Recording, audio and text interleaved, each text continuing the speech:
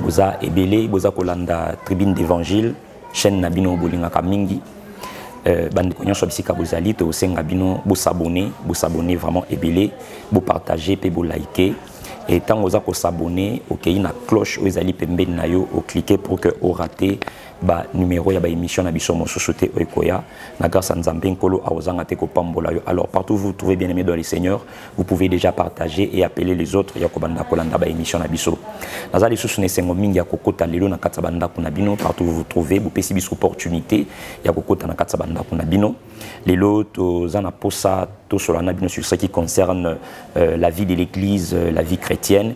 Et c'est ainsi que to lingaki to zalabiso mon côté, on a fait appel à un homme de Dieu, à un serviteur de Dieu que je vais vous présenter tout à l'heure là, pour na ensemble avec lui toko partager ensemble toko solo là.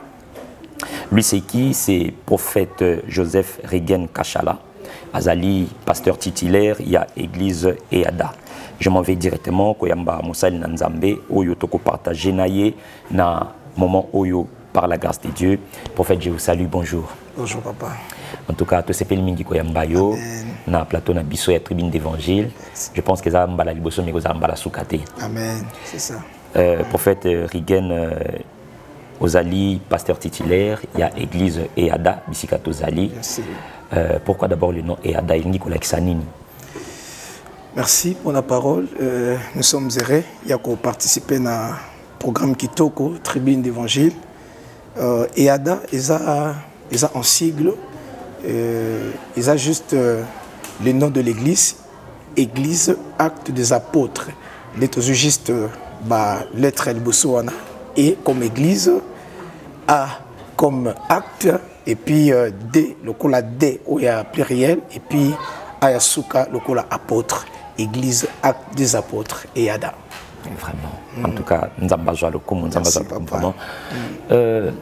D'abord, tu as la santé à l'église, comment ça marche. Étant trop jeune, c'est pas quand même donné à tout le monde. Vraiment. Ouf. En tout cas, nous dirons la grâce de Dieu. Parce que sans la grâce, ils ont facilité, papa. Quand nous avons beaucoup de combats, de difficultés, mais en tout cas, avec la grâce de Dieu, nous tenons. Dieu fait grâce. Depuis qu'on a commencé, et nous sommes là, la grâce de Dieu, les Bozomona, et nous croyons que le Seigneur est là. On sait encore plus, on là très bien, papa. Ça fait déjà combien de temps depuis que l'Église est à Daïbandi?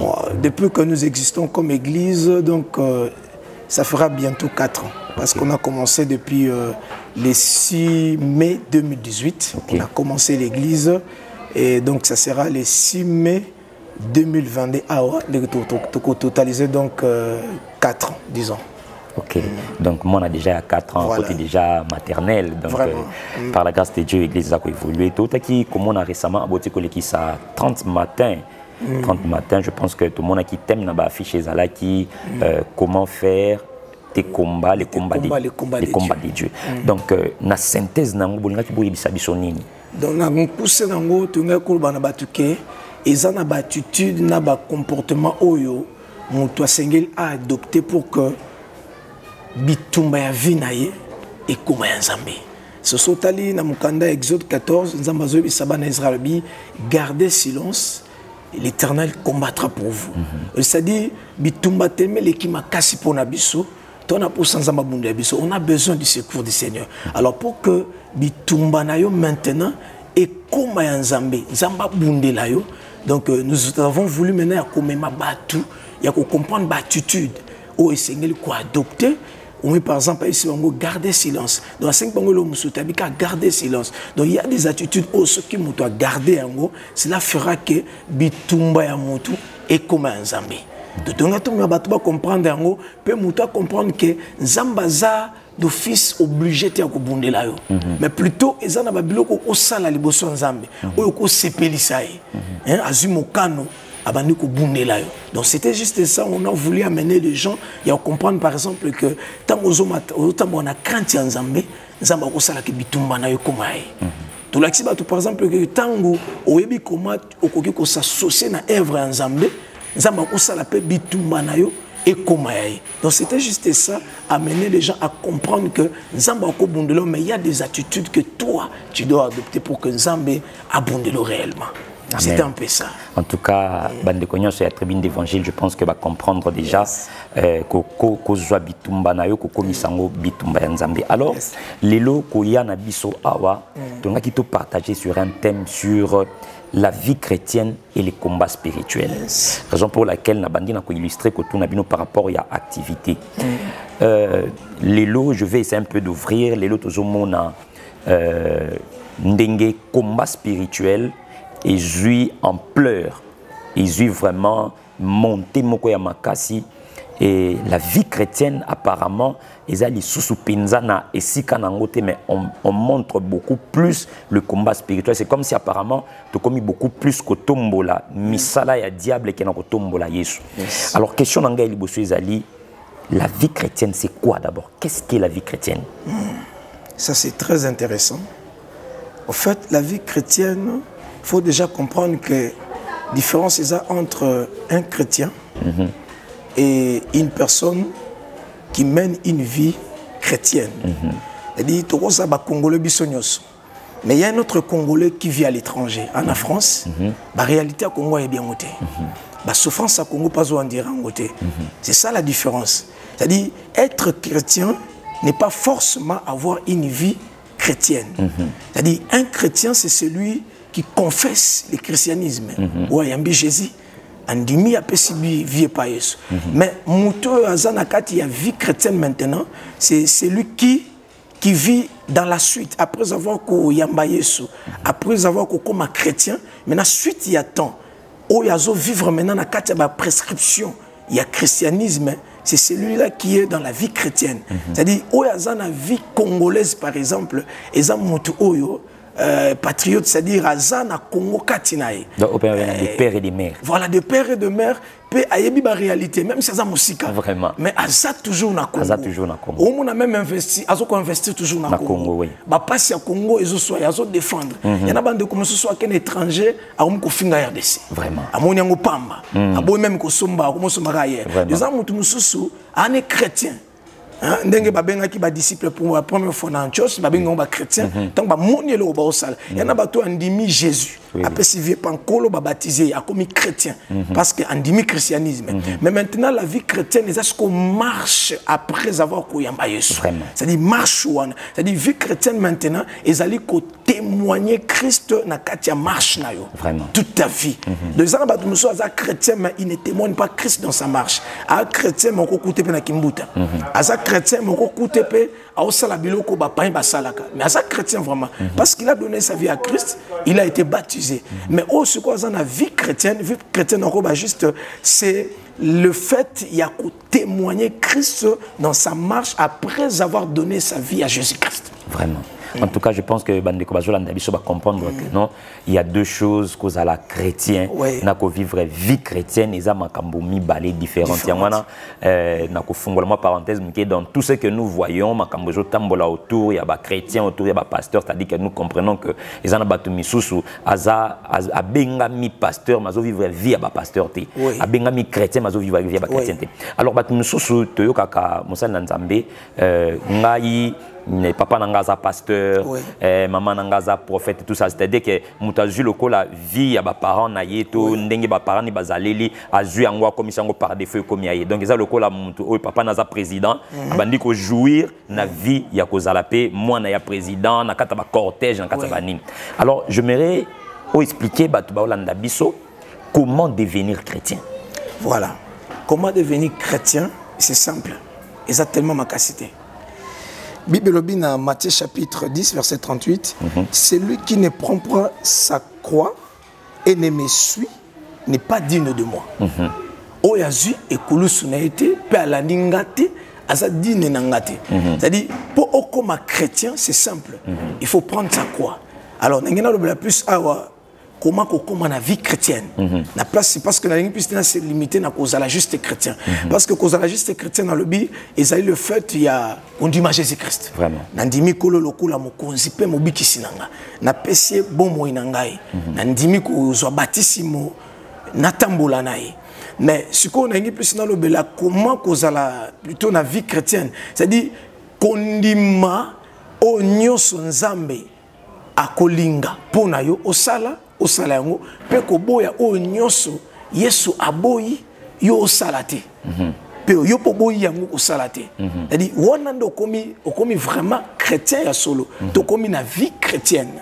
Ozomona. Donc ça niveau mususu ya likolo ya koboya kaka le fait akotatu la ke kolo lelo na boyi mabenanga na ndimi lokwa mo konsipe mobikisi na ndimi batem mais kasi kokoma pe na makoki ya kosala oyo Christ a recommandé au sala, pe koboya ko sala oyo Christ a boyo sala par exemple. C'est ça devenir un vrai chrétien pour nangai. Comme chrétien ko na capacité ya ko sala o Christ alingo sala, pe koboya ko sala o Christ a boyo sala. Je pense que réponse pour Pétiona est englobée déjà même dans troisième question comment vivre cette vie chrétienne là. Parce que tu as vie chrétienne n'est pas si vie chrétienne n'est pas si maintenant que tu as la boyomona makambo mususu kutu o ya vrai passi à osalango mais pour nous non c'est lui qui veut me suivre qui se charge de sa croix. Mais makambo musu ezali ya vrai passe aza komemango yangwana naningaki directement tokotaka na kata likambo pour dire pour kotuna batu comment vivre cette vie chrétienne là. Est-ce que eza lokola ndenge batu musuba ozo se préparer pour bala moi batu musuba ateli bala ezala ka passi mais tant muta okota kuna amoni pe likambo ngo pasité mais ndenge ba yebisi la ki ndenge ba présenter ki vie yango ya libala et ça li kena kati même makanisi na et comme ici libala passe mais non pasteur, prophète Rigen, comment vivre cette vie chrétienne-là. Parce que tu sais que la carte vie tu vivre, tu zéla enlèvement, tu zéla tout vivre dans l'eau là. Maintenant, pendant que je suis encore dans ce monde, le colonel maman Lormbo que je suis pèlerin, il faut David Alobi que non apprends-moi à marcher. Si qu'on vivre cette vie chrétienne-là jusqu'à ce que Jésus Christ en Nazareth akoya, aya kokuta toujours dans cette vie-là. Comment vivre vie chrétienne à Wanassi? Alors, pour vivre pleinement vie chrétienne pour Nangai, il faut toujours otika na makani sinayo qui osa passager. Vraiment. Ce qui au vivre vie chrétienne lokola molé kinzela. C'est-à-dire otika na mutune ba naza citoyen céleste. Mais naza pour un temps ou avec une mission précise. Na se awa onokubika malam. Et ça lokola étranger américain et il sait que Aizamboka nangate, Aizamboka ya batu, naye pas batu. Pour vivre ma âme, je dois d'abord savoir qui je suis, où je suis. Parce que ce qu'on ignorer qui tu es et où tu es, et qui tu es et où tu es, on a déjà une difficulté à vivre pleinement vie na yo. C'est-à-dire tant on a dit que Aizamboka nangate, Aizé pas batu, naza molekinzela. Na ko se concentrer juste na oyo ils a permis pour na sala oyo ils a permis na sala te na sala te. Donc comme Paul dit tout m'est permis mais tout n'est pas utile. C'est-à-dire si déjà je sais ce qui est utile pour moi, je m'attache à ça na ko vivre pleinement vie nanga pour na éviter ba problème mususu oyo ko yelanga parce que na lekisi bandelo na ke musika na oyo pesa melinga nzela te ezalo wana ki sa américaine à lobby tout ça en 2023 par exemple il faut que nous voter à lui qui pas sa carte d'électeur à lui qui pas qui nous voter c'est-à-dire au roi que c'est compliqué pour nani on se compliquer tâche pas pour rien donc c'est-à-dire soit déjà na yebi qui je suis et où je suis nous assure na vivre pleinement vie nanga bible que vous êtes dans le monde mais vous n'êtes pas de ce monde. Donc le fait déjà pour nanga que je ne suis pas de ce monde na yebi o funa sala na ona salate pour na koya na piège ya mokilité.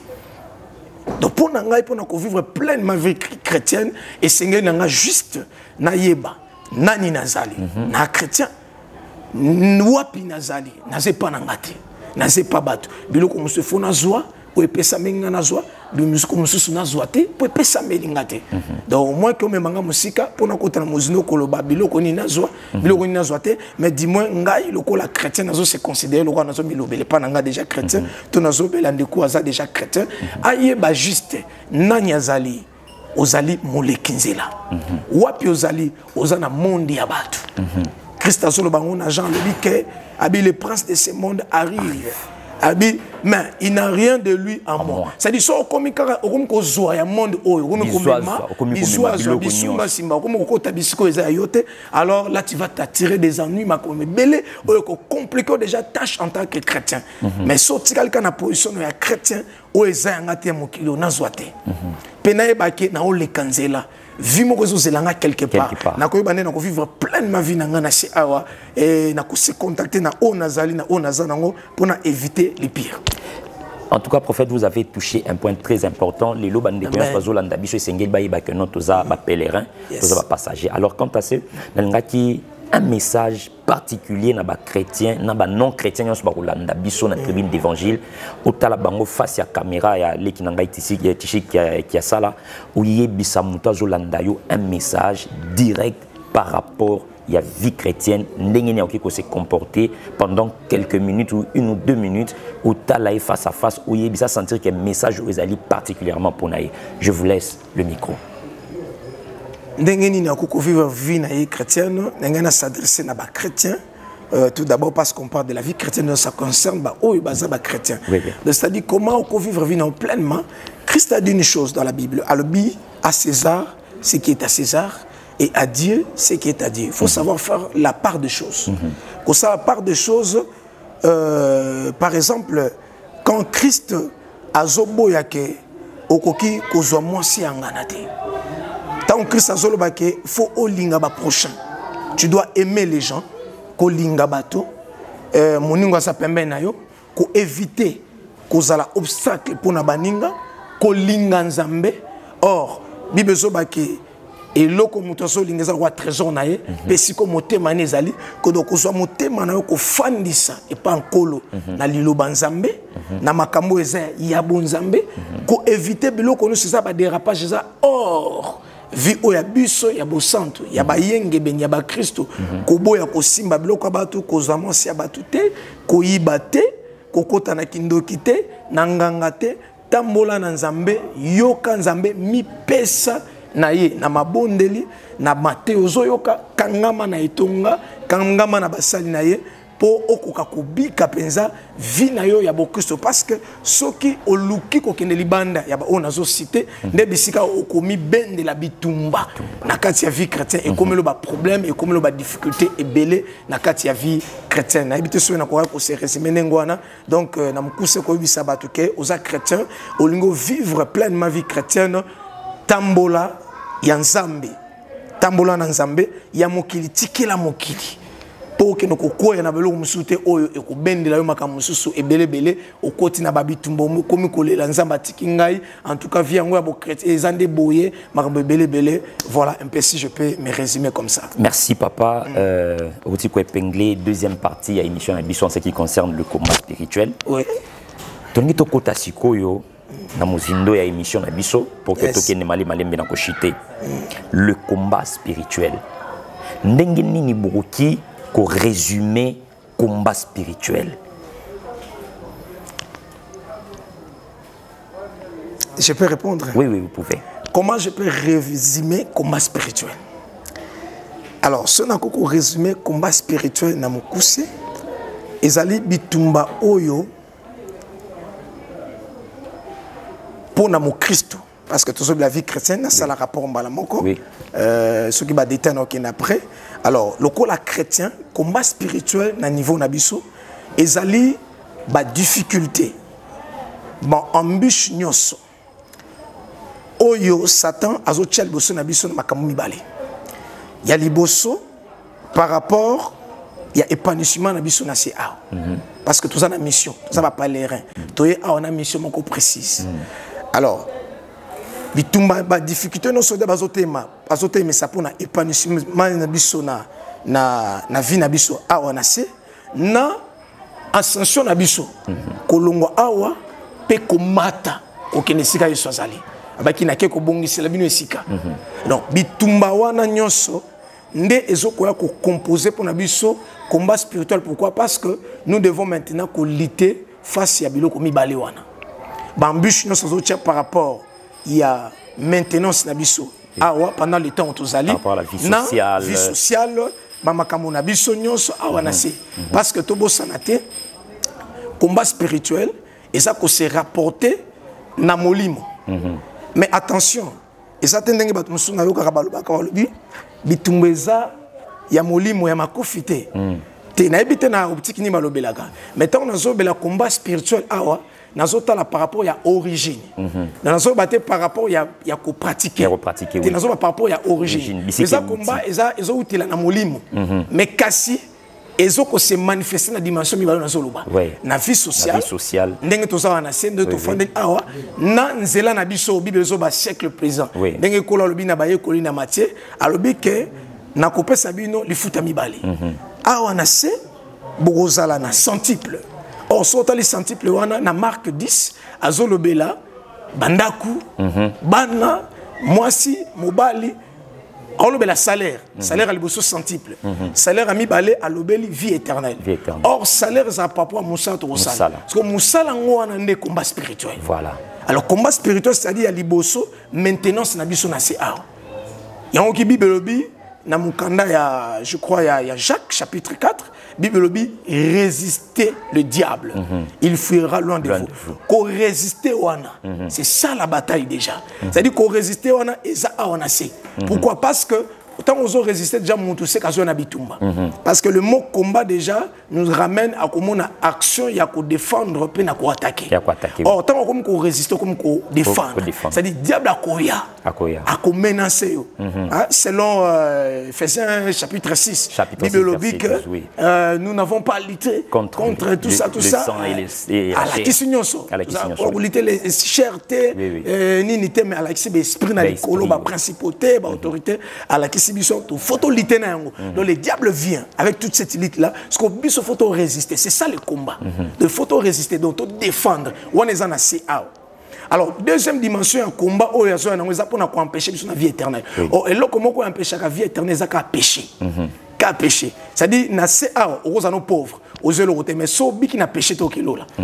C'est-à-dire vie sociale ont empêché vie éternalité. Mais le roi toi batu peut mes alliés faut en vie sociale malade on denga bi centuple et puis na simanango vie éternelle. Or ce que vie éternelle ezaka ko bunisa mana péché. Vraiment. Ce que deuxième dimension combat yango wana. Ce que comme na biso awa liboso to résister qui na pour na denga ko bloquer social, ko bloquer mabal. Misala mais ce que to côté na deuxième dimension où ils allaient à quand même la biso ce que péché.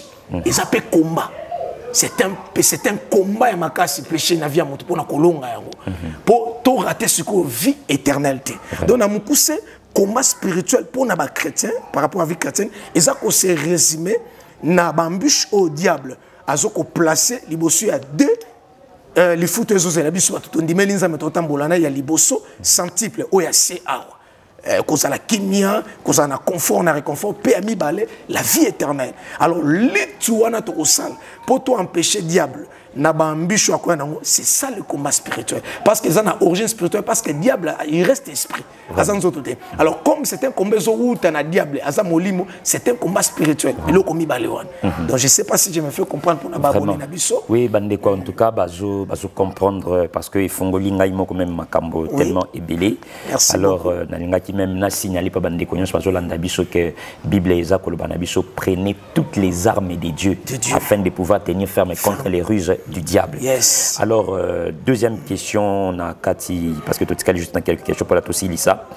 Est-ce que, prophète Okiyo Bisabiso, bibliquement, peut-on bâtir une église ou le programme d'une église sur le combat spirituel? Parce que ce que nous voyons aujourd'hui, Ezali, tu entres dans une église, tu trouves qu'il y a que le combat spirituel. Lundi, Tolonase, mardi, Fukama, mercredi, Ngomba, jeudi. Donc, même le dimanche, Mokolo adoration, Mokolo faut adorer, vous ne trouvez que les combats et les combats. Est-ce que peut-on bâtir une église? Parce que si je pose cette question, c'est parce que bien déjà nous ambassades Nongolou déjà côté Moussa Batebele, vous avez déjà quand même un thermomètre, mais vous avez déjà l'aperçu de la vie de l'église il y a chaque jour. Tant que vous avez un tout, lorsque vous avez un culte, lorsque vous avez un programme, au regard, il y a église, corps du Christ et église, il y a Congo Lelo. Peut-on bâtir une église que sur le programme de combat spirituel? Pour Nazala, quand même, franc, Nazala paix large, Nazala trouve maintenant Roloba. D'abord, église, ils ont dépendre de la vision. et qu'on m'a passé ce qui n'est si qu'on va commis église de la repentance car combat spirituel. Église des adorateurs, combat spirituel combat église de sanctification, les rachetés des dieux, les rachetés, combat spirituel. Rwandais et comme moi passe. Le problème, monsieur Zaléza, les gens veulent faire le Bangiba ça la plus comment je peux appeler ça? On veut plus attirer l'attention, koningisa, faire le rage, koningisa bateau. Alors on regarde plus nini ozo ningisa bateau. Ils ont na tamikolo à la mode, les miracles, ma moto, ma prière à moto. Alors tout le monde veut devenir kaka prière, il y a moto. Là maintenant, et c'est qui engendre directement la titrologie, comme la main de l'Éternel, la main de l'Éternel, chars de fer, comme les chars de fer, comme les tracteurs de l'Évangile. Bon, moi je m'aimerais plus que le Belanano pour l'église Eskatozali. Oui. Avant qu'il y ait une musique, et il y a des mission Misato. Mission qu'on a mission la vision, il y a les bosso, ils allaient couper sabato, réconfort. Makasi Yasika, n'a qu'à expliquer, il y a mis balai. Ezali comme babatu na convection. Ya misatu ezali kopesa esengo na batu nyonso. Alors bamateya na ba culte na biso nyonso zo tourner tout autour ya mission misatu wana. Tango na kena réconfort, réconfort nazomona ngo na dimension mibale. Nazomona ngo na dimension pour na église ya mutu oyo asumuka aboma akoma mabe na miso batu nyonso. Voilà. Lokola moi si oyo il y a adultère. Voilà. Azaraki bateau sont pas lapidé mais Jésus le dit va mais ne pêche plus. Il a dit moi je ne te condamne pas. Ouais. Donc on peut son nom mutu makasi kola kisai que te condamner au karaté. Osaka mutu mabete. Donc enseignement biso mingi zape likolo na yawana. Pe okomona na ba culte na biso, tozana ba culte oyo ezokolobela plus et loko wana na lobi ya réconfort. Ya mi balé réconfort wana ezali na bat oyo babola parce que l'église mingi to komi kotala mingi komona moto azana eloko ta komi ndoki. Vraiment. Bazo ko attaquer azana ndoki komona esprit de mort ka panaye. Oya kana mutu ka esprit de mort ba mona ka été. Donc to nito pesa makasi asika ndenge ni tozana panier moko to tiaka ba offrande dimanche, to benga ko panier ba faible. To saka no musala kaka mutu azana difficulté to ko ka soutenir na kati église panier wana za ko exister. Bato basabera biso ba ibazo la tanga ta mususu. Monsieur ami balé ezali la convection. Convection zabitumbate ils ma confité il faut qu'on l'accepte ma bé tout ça na quelques mots to benga supplication et grâce d'ailleurs on a invité bato ba wikoya pour na vendredi les 15 tout ça na culte ya supplication et grâce thème nango ezali stratégie pour dominer les péchés vraiment ndenge ni ko sala pour olonga ou dominer les sous ezana ngo mais yo étouffer ngo dominer parce que ndimi pena ke no boko longa pena na mukilo pe na makambo belé oyo non avec les saintes position et belé mutazo sambela mais aye église azo yemba na podium atiki chéri na point musaza déjà na clé ya hôtel na est-ce que vraiment on va réussir avec tout ça? En tout cas, avec l'aide du Seigneur. Parce que la Bible il y a Jean 15 d'abord, verset 5, sans moi vous ne pouvez rien faire. Mais dans Psaume 60, avec l'Éternel, nous ferons des exploits. Des exploits, oui. On peut déjà pécher dans les exploits. Parce que alors, avec l'aide du Seigneur, on a péché. Nous avons une culture, nous avons organisé chaque le 15e mois, donc tout autour les 15 et le 17, tous aura jour moko.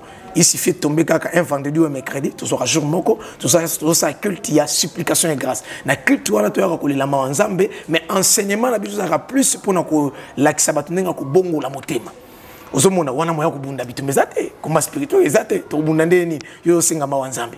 Alors ce qui tu na nini ya suka mission biso suka ezali ko communiquer joie.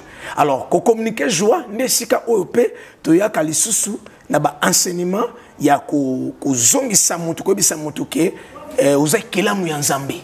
Nzambe ndaza mukonzi nayo akozo en charge. Awa na si ato 8 nzamba za makasi na yoza esengo na yo. Yesu aza kimia na combat spirituel nazo zongo na deux dimensions. Par rapport ya ozo c'est la biso roi lifuta. Na bi que combat liboso ezali tango diable azo ko toucher na social. Eza combat spirituel. Ya mi balé pe péché, eza combat spirituel. Ce qu'on le quoi ba te belé bazo ebate que péché pe eza combat spirituel alors ba vandi kaka na oya social eza kaka moto efongola libala. Moto efongola musala. Or ils ont un combat spirituel mususu tozo ko négliger ya péché. Oh wana ezamba ma moto te. Péché batika ngona moto te. Péché zali fona te ya batu na lakisa moto ke ekobo ezamabe. Fona lakisa moto koyiba ezamabe. Eza combat. Vous comprenez parce que tango yo komanda koluka otika Satan azoluka osala bitumba nzoto na molimo yo zoluka osepelisa nzambe Satan lingo osala osepelisa ye eza combat marcher selon l'esprit. Voilà kotambola selon l'esprit otomona. Donc pas ces alliés plus pour bateau bazu combat spirituel kaka na sens moko na sens oya combat social ya ko résister kaka mais oya ko attaquer pe diable wana basali yango basali kaka résister mais attaquer ezali ko kene ko imposer sainteté les sika au péché ezolinga telemelo na nzela o empêcher pe o imposer plutôt sanctification zomona ko imposer sanctification ko banga nzambe. Donc si je peux me résumer dans le on ne peut pas bâtir l'église sur le combat spirituel car en sens il y a vie sociale. Monte fongo la libal, Moussa la diplômé. Combat spirituel sur le mouvement ça peut église dans combat spirituel mon sous ali a péché. To fan ça peut wana. To la kisabatuneni bako ko se réarmer ko la taminduki pour ba koyate na tentation. Ba koyapete na mabe parce que yango est plus important parce que toujours c'est la mobile à kozwabiso. Mobile à kozwabiso ça par rapport à vie éternelle. Parce que tout le monde a pris na kata l'église Mikolo ya programme ya moto ça la plein. Et ça la plein ma classe en tout cas papa. Ba culte normal au monde kaka ba kiti zo sou kana 2 ou bien 3e rangée. Nako sabinote to bundana na likambwana na église. Tout le monde a un titre qui est un culte le soir, un culte à vendredi par exemple, au moment un culte à supplication et grâce, il y a un belé pour Namasum. Alors que les bosses qui passent, ils ont un culte à vendredi, enseignement sur le combat spirituel, et belé pour la délivrance. Mais surtout, il y a un culte à supplication et grâce, mais avec le temps qu'on insistait qu'on l'a qui sabato. Ils appellent comme leadership. Ils ont n'engagé mon cambia zomona. Ceux qui m'ont cambia zomona qui pour aiguiser vanda et tout moment il faut que moto wana pe bato nyos bakoya bakosepelaka na bilei wana lokola epasa makasi kana wana. Alors ce qui peut mokambela kisi bato ki à part vie sociale o ya senti plus assez awa ezana vie musuza motu ezozela biso la vie éternelle akolakisa biso pe angle ami bali ya combat spirituel ezali ya kolite na masumu. Merci papa Totikali na quelques minutes 2 minutes pour tout silisa. Voilà. La toute dernière question ezali na tangi na Bible na biso c'est lui qui n'a pas le fils de l'homme n'a pas la vie éternelle. Maintenant, par rapport, il y a combat spirituel. Qui peut combattre? Parce que nous savons que nous ne combattons pas selon la chair et le sang. Nous combattons avec des esprits, tout ça avec les preuves de ce monde des ténèbres selon Ephésiens chapitre 6 verset 12. Maintenant, nous recevons parfois des appels. Mutumoko asambela katinte makamunezo simbate asengi prière tout ça là soit ya kana église kaka mikolo ya ba prière ya moto. Maintenant mutuana est-ce que akoki kolonga na bitumba ya molimo to akoki kolonga te parce que na katine déjà Christ n'est pas là mais aye a poussé un peu na mosali na nzambe to aye na kat église que pour vinaye peut-être funga mato misala na ekanga makito et le commandé que ça bazo combattre. Maintenant au regard de tout ça, de tout ce que nous avons parlé par rapport à la vie chrétienne et au combat spirituel, qui peut combattre? Puisque nous ne combattons pas selon les chairs et les sangs, nous combattons avec un esprit. Maintenant, qui peut combattre face à la ring, à la terrain aux alliés bitumba? Voilà. Mon tour à combattre. Alors, nous allons combattre. Mais pour mes alliés, nous allons combattre. Nous allons combattre. Na bisayo ata yu mamoko makasi zata ko tsape nzunsu abunda nanu kaka me ba kubete na suka akobunda kaka mais siko po mezali nani akoki kolonga ndenga na ngana tala plus place wana nani akoki kolonga na combat spirituel pour combattre na lobi déjà mutu so combattre na oyo pa ke na église te soka monika ke indelia monika kazolenga na butu atelemi moto yeba oni ko bunda ani ko bela moto etumba mutu so akoki ko bunda mais mutu sauter à koki kolonga parce que tout le monde qui a que sans moi vous ne pouvez rien faire, c'est-à-dire kolongolangai atabo bundi bolonga te ngeno bango na paraphraser ato bundi nayo okolonga te mais ceux qui siko bundi nanga elongo nde okolonga wana sikonde eza mutu ya mutu oyo azana kolo esute aza déjà mutu azo bunda na kati échec pour akolonga te donc musala punda akolonga te mais oyo azobunda na kati na nkolo asalo ko la Bible lobi nous sommes plus que vainqueurs par celui qui nous a aimés. C'est-à-dire mutu oyo toza déjà na ye o aza kati na biso aza déjà molongi asia bunda pe alonga ne kulus o biso to komo sala ezaka formalité ezalo ko ndenge Jacques 4:7 alobi to résister toujours résister mais dans une par exemple na cadre de maladie za na mboka coronavirus ko résister contre maladie wana ezali na oboza na mo bozana nini vaccin bozana nini est-ce que chinekak bozana nini ozomona c'est-à-dire ko résister na biso ezali volonté na biso ya kolonga mais siko polonga nini bozana ngo po bolonga système ni bo mettre en place c'est-à-dire combat spirituel na niveau o na kei na maladie ni na comprendre ko loba volonté ya mutu nyonso alinga longa bandoki na mona ndeko moko bo alobi babomeli yaya na kindoki selon de malobaki 3 mois après papa akufi so akomo sentir pe maintenant c'est pas na yoka nenga lobi abinga makilanga za bololo nga bolonga ngati so bakonga za misu makasi na misu makasi ngai papa na biso ateka biso abomba biso musika mais siko babele kaya quelques mois après il est pas kufi. J'ai compris. Azaki na volonté ya kobunda, volonté ya kolonga, mais système ou a check en place et permettait qu'il était. Donc il n'avait pas Christ. Elle dit pour obunda olonga et ça par rapport il y a système aux mettre en place nani ozanango ozana ni ozanango. Ozomona David a tembe sur Goliath. Le fait déjà ban Israël qu'on a champ de bataille, c'était un combat spirituel. Basaki na posa obunda. Mais ba kolonga. Mais David vient il dit dans 1 Samuel chapitre 17 45 abi Goliath liboso na mindu kinyo se mabi mais moi je viens avec le nom de l'Éternel. Vraiment. Les dieux d'Israël que tu as insulté. C'est le problème mais ali système mettre en place. Bitumba molimo ko livrer yango eza juste volonté à kolonga, volonté à koluka kobunda. Mais kolonga na kati maintenant commis koyo vie chrétienne. Ndezo ko intervenir. Ndezo ko ngana la sabato ke vie chrétienne na combat spirituel et ça na ba lien makasi. Pour mes ali compréhension. C'est-à-dire mutu oazo mener vie chrétienne de tolobaki a azo tambola selon ba prescription la Bible selon Christ nenga lobi ko yibate ko bomate aza mutu akote ma bi moto tumbi.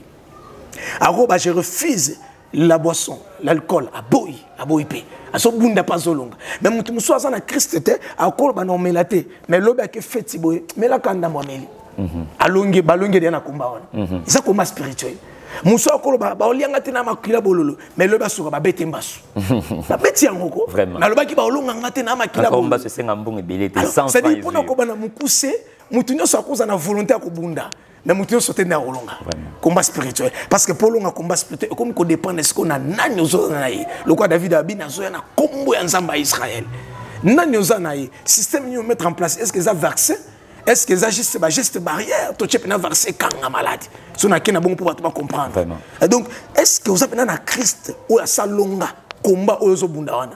Parce que comment on le bunda ou il y a un lobaki, abi ba bundison de ba bundisa ki penga, mais bo bangate. Pour ça, il dit papa que je ne te demande pas de les ôter du monde, mais de les préserver du monde. Depuis tout ça, mais le coup la salonga a préservé biso. Donc si on a côté à Christ déjà, combat spirituel les a garanti. Victoire les a déjà on a plus que vainqueur.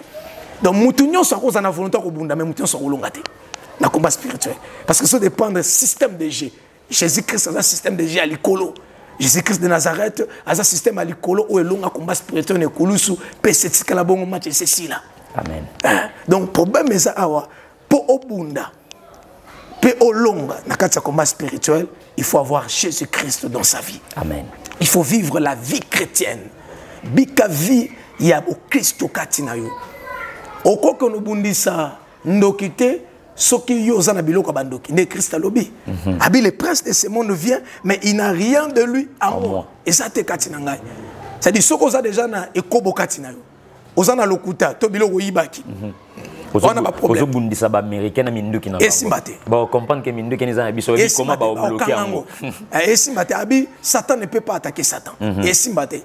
Alors pour bundolonga, il faut una vie chrétienne d'abord. Donc ngina bi sabato pe que vie chrétienne c'est la priorité. Amen. Et ça d'abord priorité, ensuite toko kota na kata ba bitumba molimo tolonga, pe bitumba kaka vie sociale tenait à péché. Vraiment. Et ça pe bitumba molimo. Merci. Voilà un peu son résumé. Merci, c'est ici que nous allons boucler notre émission et nous disons un grand merci à bande konyon so bazali ko s'abonner, bazako partager, bazako aimer l'émission na biso. C'est que nous pouvons retenir na union so na mukanda ya Jean chapitre 3 verset 16 la Bible dit car Dieu a tant aimé le monde, il a donné son fils unique afin que quiconque croit en lui ne périsse point. Tout le monde déjà combat spirituel, mais qu'il ait la vie éternelle. C'est-à-dire que et loko sengel to simba au finish il y a émission au Ezali, il y a malonga Ezali ko pesa bon na Yesu Christ à Nazareth et yé a ko zwa ba combat na yo ko komisango ya yé selon Exode chapitre 14 verset 14 et o itikali ko sa Ezali ka ba formalité pour que au kota na kati ya monde oyo ya balongi. Retenez que la Bible dit dans Mukanda ya Apocalypse chapitre 3 verset 20, voici je me tiens à la porte, je frappe, c'est lui qui entendra ma voix ouvrira, j'entrerai chez lui. Donc tonga ki lelo to la ki sabatu ke ko fongola motema ko fongola vie na yo opi sa vie pa ina Christ yangwana nde eleki nyonso nzamba pambola bino prophète un mot de la fin pour que to kabwana en face ya bandeko bazakolanda biso. Je dis d'abord merci à l'homme de Dieu, évangéliste Emmanuel Kisema, pour l'invitation. Merci na bien-aimé na sima caméra, pe na bandeko nyonso oyo balandi biso et puis na encourager biso. Il y a encore émission parce que ma malamu lisusu nazation nzamba ko bombela biso na sima programme pe na ko bisa batu la vie chrétienne c'est la meilleure. Amen. La vie chrétienne c'est le finish ndenge bangi babaka monso ezalité que personne ne te trompe, il y a pas mieux ailleurs que dans le Seigneur Jésus-Christ. Amen. Je peux terminer par là nzambe apambola bino. Merci, nous étions très heureux pe nous tozalaki to yambama ki malamu na kati église et yada bisika tozali nzamba pambola ba fidèle nyonso ba kambi nyonso église et yada o ba fongola ki biso mitema pour que to yako solola na papa na biso prophète Rigen Kachala nzamba pambola bandeko nyonso o bazali ko continuer ko s'abonner pe ko partager ba lien na biso ya chaîne na biso Tribune d'Évangile TV. Ici il y aura que l'évangile pe to ko linga to la ki sa bana na nzambe qu'est-ce que la vie chrétienne nzamba pambola bino. Merci Nandeko Nangai Tichi qui a ça la mutazala qui na caméra ainsi que Bandeko Nyonso bazo continuer ko aider biso nzamba pambola bino. On se retrouve prochainement. Prophète, merci. Merci que mon Dieu vous bénisse. Merci papa, soyez béni. Merci.